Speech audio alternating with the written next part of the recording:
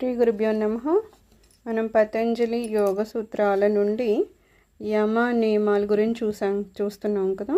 5 విషయాలు ఉన్నాయంట. 5 విషయాలు ఏంటో చూద్దాం. ఒకటేమంటున్నారు, శౌచం అంటే ఏంటి? శుభ్రంగా ఉండడం.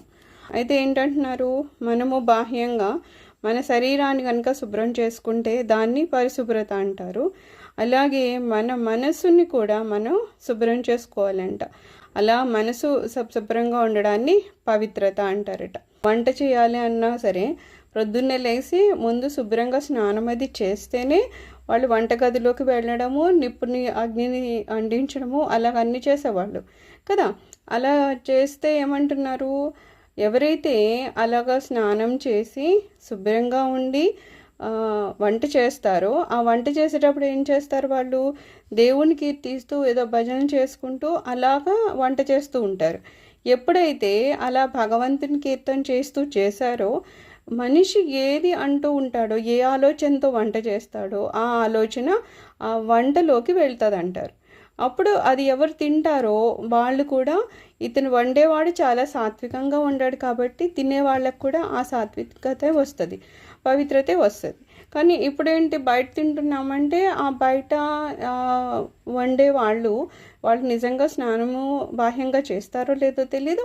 మనసు కూడా పవిత్రంగా ఉండాలి, లేకపోతే భగవంతుని నామం స్మరిస్తాడు అనడానికి లేదు. ఏమో అతను ఏ కోపంలో ఉన్నాడు, ఏ రకంగా ఉన్నాడు, ఏదో వండి పడేయాలి కదా అన్న, ఏదో డబ్బుల కోసమే కదా అన్నట్టు ఉన్నాడు. అతని ఆలోచన ఉందో ఆ రకమైన ఆహారం మనం తిన్నప్పుడు ఆ రకమైన లక్షణాలు మనకు కూడా వస్తాయి, దాని ప్రభావం మన మీద ఉంటుంది అంటారు. అలాగే ఇంకొకటి ఏం చెప్తారు, అర్ధ శౌచం అంటారు. అంటే డబ్బు కూడా పవిత్రంగానే ఉండాలంటారు. దీనికి మనకు ఒక ఉదాహరణ చెప్తారనమాట. ఎలా అంటే, ఒక ఆయన ఒకళ్ళ ఇంటికి వెళ్ళి ఏదో భోజనం చేసి వస్తాడు. వచ్చాక అతనికి మనసంతా ఏంటో చాలా చికాగ్గా ఉంటుంది. మామూలుగా అయితే అలా ఉండడు, కానీ ఎందుకో అతనికి చాలా చికాగ్గా కోపంగా ఏంటేంటో అనిపిస్తూ ఉంటుంది అనమాట. ఉంటే అతను ఎందుకు అలా ఉంటున్నాను అని ఎందుకో డౌట్ వస్తుంది. ఇలా నేను ఎప్పుడు శాంతంగా ఉండేవాడిని, ఎందుకు ఇలాగా నాకు అనిపిస్తుంది అని చెప్పేసి, సర్లే అని చెప్పేసి ఎవరింటికి భోజనానికి వెళ్ళాడో అక్కడికి వెళ్ళి మామూలుగా అడుగుతాడనమాట, స్వామి మీరు తెచ్చారు కదా, ఈ వంట ఎవరు వండారు ఏంటి అని చెప్పేసి. అంటే మామూలుగా అయితే ఇదిగో నా భార్య వండింది అని చెప్తారు. ఆ భార్యని, అమ్మ ఈ ఆహార పదార్థాలు ఎక్కడి నుంచి వచ్చాయి, ఎలా వండావు అంటే, ఎవరు తీసుకొచ్చి ఇచ్చారండి అని చెప్తారు. అతను ఎవరు అంటే, అతను అవినీతిగా సంపాదించిన ఒకడు వీళ్ళకి ఏదో బహుమానంగా కొంత సామాను చేర్చాడనమాట. అలా అయినప్పుడు ఏమవుతుంది, ఎవరైతే తెచ్చిచ్చాడో అతను సరి అయిన వ్యక్తి కాకపోవడం వలన, అతనిచ్చిన ఆ ధనం వీళ్ళు ఉపయోగించడం వలన ఈయనకి ఆ తిండి వండింది ఈయన తినడం వలన, అంటే ఒకటి మనకి తెలియకపోయినా ఆ ధనం గనక పవిత్రమైన రూపంలో రాలేదు, సరి అయిన ధనం కాదు, ఏ నల్లధనంలో మనము ఆహార రూపంలో తింటే కనుక దాని ప్రభావం కూడా మనమే పడుతుందని చెప్తారనమాట. అది మనం అనొచ్చు, ఆ సంపాదించిన వాడు తప్పు అయితే అవ్వచ్చు, తినడం వల్ల మనకేంటి అంటే, అది సంపాదించడమే కాదు, సంపాదించిన వాడిది ఎవరు పంచుకున్నా సరే అది అందరిలోనూ భాగంగా వెళ్ళిపోతుంది అనమాట. అందుకని ఎవరి దగ్గరైనా మనం భోజనం చేసినా, ఎవరి దగ్గర కొంత తీసుకున్నా అవతల వాళ్ళు కూడా ఎవరు ఏంటనేది చూసుకోవాలి. ఎవరు పడితే వాళ్ళ దగ్గర అన్నీ తీసుకోవడం అది కూడా చేయకూడదు అనమాట. అవన్నీ శౌచంగా ఉంటేనే మనము కాస్త ప్రశాంతంగా అలాగ ఉంటాం అనమాట. అందులో మనకి ఇప్పుడు చెప్పిన నియమాలలో ఇదొకటి అనమాట. ఫస్ట్ది శౌచంగా ఉండమని మనము ఉండాలి, బాహ్యంగాను అంతరంగంగాను ఉండాలి. అలాగే మనం ఎవరి దగ్గరైనా ఏమైనా తీసుకున్నా ఇస్తున్నా వాళ్ళు కూడా అంతే పవిత్రంగా ఉండే వాళ్ళ కాదా అనేది కూడా చూసుకోవాలి. రెండోది ఏమంటున్నారు, సంతోషం అంటే తృప్తితో ఉండడం. నాకున్న వనరులు ఇవి, నాకున్న సాధనాలు ఇవి, నేను దీన్ని స్వీకరిస్తున్నాను. సుఖము వేరు, సంతోషం వేరు. కోరికలు పెంచుకునే కొద్దీ సంతోషం వస్తుందనుకోవడం తప్పు. చాలామంది తాము చాలా కష్టపడ్డామని, తమ పిల్లలకి అలా కష్టపడడం తమకు ఇష్టం లేదని, అందుకే వాళ్ళకి అన్నీ అమరి వస్తున్నామని చెప్పేసి అంటూ ఉంటారు. అది సరి అయిన పద్ధతి కాదు. కష్టపడడం తప్పు కాదు.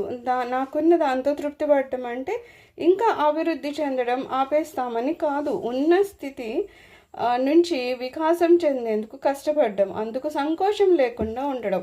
11,000 వేతన రూపాయలు తెచ్చుకునే స్థితి నుండి బిర్లా ఓ గొప్ప పారిశ్రామికవేత్తగా ఎదిగి అనేక పరిశ్రమల్లో వేల మందికి ఉద్యోగాలు ఇవ్వడం గలగడం వెనుక ఆయన మొదట్లో తన స్థితికి నిరాశ చెందకుండా తృప్తిపడి అక్కడి నుండి కష్టపడి విజయం సాధించడమే కారణమవుతుంది. అయితే ఇక్కడ ఏమంటున్నారంటే సంతోషం అంటే తృప్తితో ఉండడము అంట.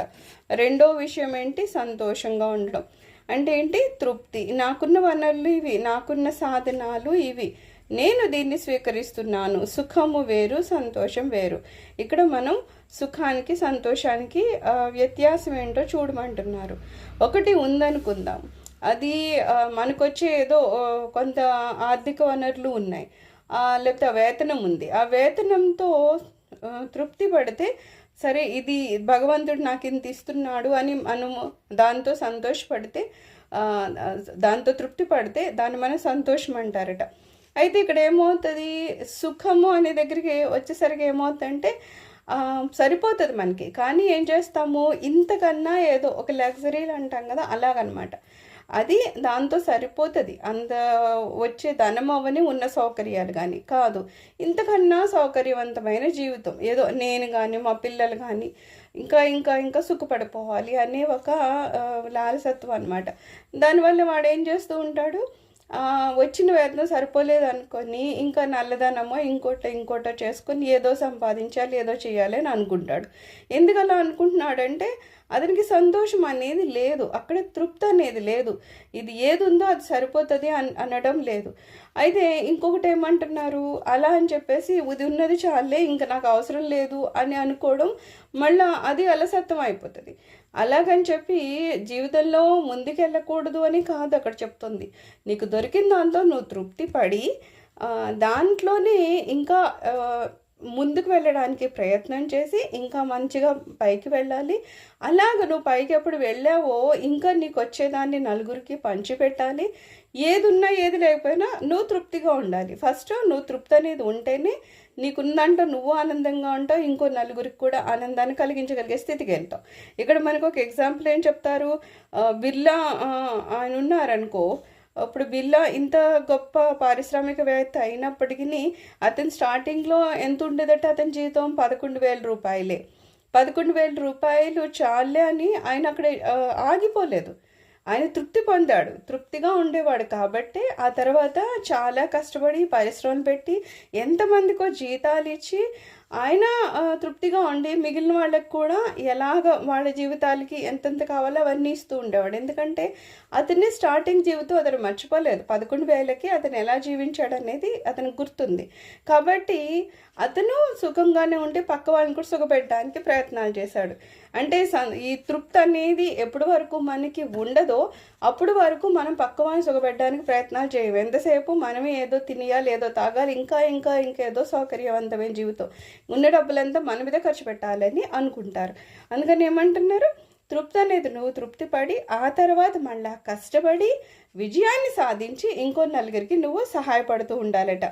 అలాగే మూడోది ఏమంటున్నారు, తపము అంటే వేడెక్కించడము. మనం శారీరకంగా కానీ మానసికంగా కూడా తపించాలి. శారీరక శ్రమ ద్వారా శరీరాన్ని అనుకూలం చేసుకోవాలి. మన మాటల్లో ప్రసన్నత ఉండాలి, కాఠిన్యం ఉండకూడదు, మృదుత్వం ఉండాలి. ఈ తరహా సాధన తపనమవుతుంది. మనసులో ప్రసన్నత ఉండాలి, రాగద్వేషాలు వస్తూ ఉంటాయి, మాటలు ద్వంద్వంగా ఉండకూడదు, మాట నిజాయితీగా ఉండాలి, పెద్దల మాట వినాలి, వారిని అనుసరించాలి, వాళ్ళు చూపిన మంచి పద్ధతులను అవలంబించాలి. ఓ బంగారం బిస్కెట్ కరిగించి పోస్తే కానీ ఓ ఆభరణం తయారవదు. అలాగే వ్యక్తి కూడా దాన్ని మలుచుకునేందుకు సమాజానికి ఉపయోగపడేందుకు తప్పించాలి. ఇక్కడ ఏమంటున్నారు, మూడోది తప్పించాలంట.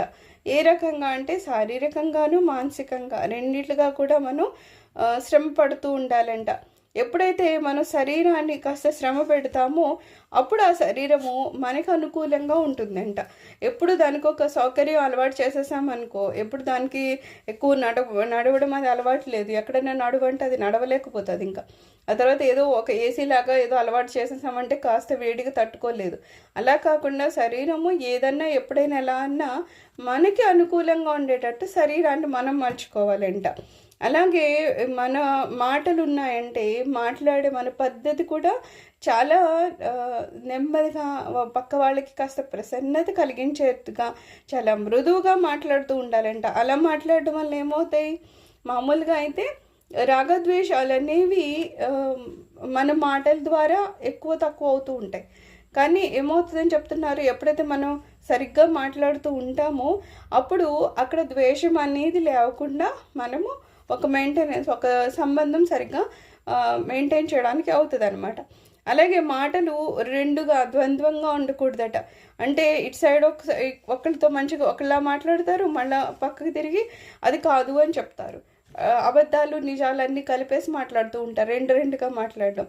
అలాగా ఎప్పుడు మాటలట రెండు రకాలుగా ఉండకూడదట. ఎప్పుడు నిజాయితీగా ఉండాలంట. ఒక మాట మాట్లాడమంటే అదే అంతే, అది నిజాన్ని పట్టుకొని మాట్లాడుతూ ఉండాలి. అలాగే ఎప్పుడు ఏమంటున్నారు, పెద్దల మాట వింటూ ఉండాలి. వాళ్ళు పెద్దవాళ్ళు ఏమన్నా చెప్పారంటే వాళ్ళకి అనుభవపూర్వకంగా తెలిసి ఉంటాయి చాలా విషయాలు. మనమే ఏదో మనం అనుభవించాక అది అవునా కాదా, ఇది మంచి చెడు అని అన్నీ మనం అనుభవించాకనే పని చేద్దామంటే మన జీవితం సరిపోదు. అందుకని అనుభవజ్ఞులైన వాళ్ళు ఏమన్నా చెప్పారు అంటే ఏం చేయాలంటున్నారు, వాళ్ళ మాటల్ని విని దాన్ని మనం అనుభవంలోకి మనం అనుసరించి అనుభవంలోకి మనం తెచ్చుకోవాలట. పెద్దవాళ్ళు అంటే వాళ్ళు చెప్పినప్పుడు మన బుద్ధిని కూడా ఉపయోగించాలంటున్నారు. వాళ్ళు చెప్తున్నప్పుడు మనకు అర్థమవుతుంది అది మంచి పని కాని దాని. ఒకవేళ వాళ్ళు మంచి పని అని చెప్తే కనుక అది మంచిదే అయితే కనుక ఖచ్చితంగా మనం ఆ పద్ధతిని అవలంబిస్తూ ఉండాలంట. ఇప్పుడు బంగారాన్ని ఎప్పటి వరకు మనం కరిగించమో అది ఒక ఆభరణం లాగా తయారు చేయడానికి మన చేతికి అది లొంగదు కదా. మామూలుగా అయితే అది వేడి చేయకపోతే కరగదు, అది ఒక ఆభరణం కింద తయారవ్వదు కూడా. అలాగనే ఒక మనిషి కూడా ఒక మంచిగా ఒక తనకి ఉపయోగపడడానికి కానీ సమాజానికి ఉపయోగపడడానికి కానీ కావాలి అంటే ఆ మనిషి కూడా తప్పించాలట. అంటే మానసికంగా అని శారీరకంగా అని మాటల రూపంలో అవని అతను తనలో తాను చాలా మార్పులు చేసుకోవాలి. అప్పుడు మాత్రమే అతను తనకి సమాజానికి కూడా ఉపయోగపడతాడని చెప్తున్నారు. తర్వాత ఏంటి, స్వాధ్యాయము. స్వాధ్యాయము అంటే స్వీయ అధ్యయనము. స్వాధ్యాయము అంటే స్వీయ అధ్యాయము, నాకుగా నేను అవి తెలుసుకోవడం అన్నమాట. అంటే ఆత్మ సర్వేక్షణ, విషయ విశ్లేషణ చేయడము. ఆత్మను గురించి మనం అన్వేషణ చేయాలి, విషయాన్ని గురించి విశ్లేషణ చేయాలి, పలు విషయాల పట్ల అవగాహనని పెంచుకుంటూ ఉండాలి. ఇప్పుడు మనం చేస్తున్న పని ఏంటి, జ్ఞానం పెంచుకోవడం అంటే ఏంటి, విషయాల గురించి తెలుసుకోవడం కదా. అన్ని విషయాల గురించి నాకుగా నేను ఏదైతే తెలుసుకుంటానో అది స్వాధ్యాయము. ఎవరో చెప్పినవి ఉంటాయి సరే, కానీ నాకుగా నేనేం తెలుసుకుంటున్నాను ఫస్ట్ అది అవసరం. ఇక్కడ ఫస్ట్ మనకి బాగా సహకరించేది ఏంటి, నాకుగా నేను ఏమైనా నేర్చుకోవాలంటే పెద్దలు చెప్పాలి, గురువులు అవని లేకపోతే కాస్త వయసులో పెద్దవాళ్ళు అవని వాళ్ళ నుంచి విషయాలు తెలుసుకుంటేనే నేను తెలుసుకోవడం ఈజీ అవుతుంది. తప్పితే ప్రతిదీ నాకుగా నేను ఏదో ఎక్స్పెరిమెంట్స్ చేసేసి తెలుసుకుంటానంటే తెలుసుకోలేను. కానీ ఎప్పటి వరకు మనం సరి అయిన జ్ఞానాన్ని తెలుసుకోలేమో మనకి ప్రగతి ఉండదు, మనము ముందుకు సాగలేము. మనం ముందుకు సాగాలంటే ప్రతిదాని గురించి సరి అయిన అవగాహన ఉండాలి. అందుకని ఏమంటున్నారు, ఈ విషయాల గురించి మనకి సంగ్రహించడం నేర్చుకోవాలంటున్నారు. మనసులోని భావాలను సరి చేసుకుంటూ ఉండాలి. ఇక్కడ మనసును కూడానంట ఏ రకమైన ఆలోచనలు ఉండాలి అనే దాని మీద కూడా మనకి మన అన్వేషణ ఉంటూ ఉండాలన్నమాట. ఎలాగా ధర్మ విచక్షణ, అసలు ధర్మం ఏంటి అధర్మం ఏంటి అనేది కూడా తెలియాలి. ఎందుకు ధర్మం మనకి క్లియర్గా అర్థమైపోతుంది కదండి, అంటే అర్థమవుదు. పొద్దున మనం విన్నాం కదా, హింస అనే దగ్గర మనకి ఏది హింసగా అనిపించిందో అది అన్నిసార్లు అహింస అనిపించదు అని చెప్తున్నారు. అలాగే ఏది మనకి సత్యం అనిపిస్తుందో అది అన్ని చోట్ల అసత్య దోషాన్ని పట్టుకోదు అని చెప్తున్నారు. అలాగా అది ఏంటో క్లియర్గా మనకు అర్థం కాలేదనుకో, ఒకదాన్నే ఇదే హింస అనుకుంటాం కదా. అందుకని ఏమంటున్నారు, నీకు సత్యం అంటే ఏంటో, అసత్యం అంటే ఏంటో, ధర్మం అంటే ఏంటో, అధర్మం ఏంటో, ఇలాగా అన్ని రకాల ఆ విచక్షణలు, వాటిలో ఉన్న ఆ తేడాలేంటో మనం తెలుసుకుంటూ ఉండాలట. ఏది శాశ్వతమో ఏది అశాశ్వతమో అన్న విచక్షణ చాలా అవసరం. అసలు ఇక్కడ కదా మన జీవితం స్టార్ట్ అవుతుంది. ఏది శాశ్వతం ఏది అశాశ్వతం అన్న పాయింట్ మనకు అర్థమైతేనే నిజంగా అసలు మనకంటూ జ్ఞానం అనేది ఒక మొదటి మెట్టన్న ఎక్కామన్నట్టు. ఎందుకంటే ఎప్పటి వరకు శరీరమే శాశ్వతం అనుకుని వెంటపడ్డామో అప్పటి వరకు అసలు మనకి జ్ఞానం అనేది కనీసం తెలీదు అని చెప్పచ్చు కదా. జ్ఞానం అనేది స్టార్ట్ అయ్యాక ఫస్ట్ మనకు అర్థమయ్యేది ఏంటి, ఏ శరీరాన్ని పట్టుకొని నేను నాది లేకపోతే ఇదే శాశ్వతం అని ఏడుస్తున్నామో అది కాదు, ఇది కాకుండా ఇంకొకటి ఉంది శాశ్వతమైంది, ఆ శాశ్వతమైన దాన్ని నేను పట్టుకోవాలి. అలాగే జీవిత లక్ష్యం కూడా ఇక్కడ ఏదో భవనాలను లేకపోతే బంగారాన్నో కూడి పెట్టుకోవడం కాదు, ఇది కాకుండా ఇంకొకటి ఉంది, దాన్ని నేను కదా చేరుకోవాలి అని మన లక్ష్యం ఏంటో మారిపోతుంది. మనకి శాశ్వతం ఏంటో అశాశ్వతం ఏంటో తెలుస్తుంది. ఆత్మకి అనాత్మకి ఉన్న విచక్షణ తెలుస్తుంది. సో ఇవన్నీ మనం తెలుసుకోవాలంట. ఇక 5వ పాయింట్కి వస్తే ఏం చెప్తున్నారు, ఈశ్వర ప్రణిధానము అంటే మనం ఏ పని చేసినా సరే ఈశ్వరుడి కృప వల్లనే అది పని చేయగలుగుతున్నాను అనుకోవడమే తప్పితే ఇదేదో నా గొప్ప, నాలో ఏదో పెద్ద టాలెంట్ ఉంది కాబట్టి పనులు చేస్తున్నాను అని అనుకోవడం చేయకూడదు అంటున్నారు. ఎందుకలా అంటే ఎప్పటి వరకు మనము ఈ పని నేనే చేస్తున్నాను అనుకుంటామో అప్పటి వరకు అహంకారం అడ్డొచ్చేస్తుంది కదా. అహంకారం ఉంటుంది, అంతా నా వల్లే జరిగిపోతుంది అని చెప్పి. అప్పుడు ఏం చేస్తాము, ఒకటి దేవుడి మీద అంత మనము మొత్తం అంతా ఆయనే కృప వల్లే జరుగుతుంది అనే ఒక విషయం మర్చిపోతాం. రెండోది అహంకారం వలన ఒకవేళ నలుగురితో పని చేయాల్సి వచ్చినా వాళ్ళని ఎవరిని లెక్క చేయకుండా మనం అంటే ఏదో గొప్ప అన్నట్టు మనం పక్కన ఉంటాం కదా. వాళ్ళతో కూడా మనం పని చేయలేని స్థితిలో ఉంటాం.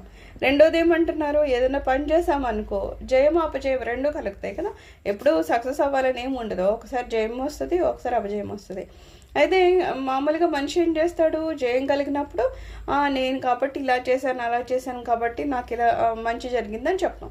అదే అపజయం వచ్చింది అనుకో, అసలు నేను చేసేసేదాన్ని కానీ అక్కడ ఏదో ఆ రోజు అలా అయింది ఇలా అయింది అంటాం కదా. దానికి రకరకాలుగా మనం చెప్తాం, చేసే పని మనమే కానీ జయం వస్తే ఒకలాగా రియాక్ట్ అవుతాము, అపజయం వస్తే ఒకలాగా రియాక్ట్ అవుతూ ఉంటాము. చేస్తున్న పనులన్నీ నా వల్లే జరుగుతున్నాయి అనుకోవడం కంటే అంతా ఆ కృష్ణ ప్రేరకమే అనుకొని చేయడం వల్ల ఫలితం ఎలా వచ్చినా సరే దాన్ని స్వీకరించే మానసిక సంసిద్ధను అనుకుంటూ ఉంటాము. అందుకని ఏమంటున్నారు, ఎప్పుడైతే ఏది జరిగినా ఆ భగవంతుని కృప వల్లనే జరిగిందని అనుకుంటామో దానికి జయం వచ్చినా అపజయం వచ్చినా మనమేం పెద్ద మహా ఆనందం పడిపోవడం కానీ బాధపడిపోవడం కానీ చేయము. సరే ఆనందపడడం అనేది ఓకే, కానీ ఎప్పుడైతే అంత చాలా కష్టపడి ఒక పని చేసి ఫలితం సరిగ్గా రాలేదనుకో మహా బాధపడిపోతాడు, ఒకసారి అయితే కృంగిపోతాడు, ఒక్కసారి అయితే అపజయాన్ని అతను స్వీకరించే స్థితిలో లేకపోతే ఆత్మహత్యలకు కూడా వెళ్ళిపోతాడు. ఎందుకంటే అమ్మో నేను ఇంత కష్టపడ్డాను, నేను దాన్ని విజయం సాధించలేదా అని. అదే విషయము ఇది నేను చేయడం లేదు, ఆ కృష్ణ ప్రయాణం వల్లనే జరుగుతోంది అని అనుకున్నాడు అనుకో, అది వేరే వాళ్ళ వల్ల జరుగుతుందా అనుకున్నప్పుడు ఇతను అంత బాధపడిపోడు. పతంజలి మహర్షి గారంట యోగ సూత్రాలను రాశారట. యోగాను అష్టాంగ యోగం అంటారట. అందులో ఏమున్నాయి, యమ నియమ ఆసన ప్రాణాయామ ప్రత్యాహార ధారణ ధ్యాన సమాధి అని ఈ 8 అంగాలు ఉంటాయి. ఇది చేసేటప్పుడు ఫస్ట్ ఏమని మొదలు పెట్టారు, ఆసనం నుంచి మొదలు పెడతారు.